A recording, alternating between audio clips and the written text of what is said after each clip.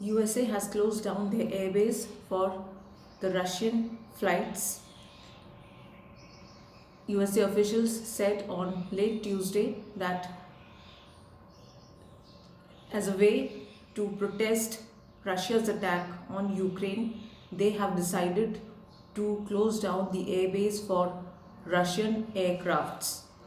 USA has been trying to bring about peace between Ukraine and Russia. However, Russia so far has not cooperated for peace talks and has intensified the war, the attacks on the Ukrainian country.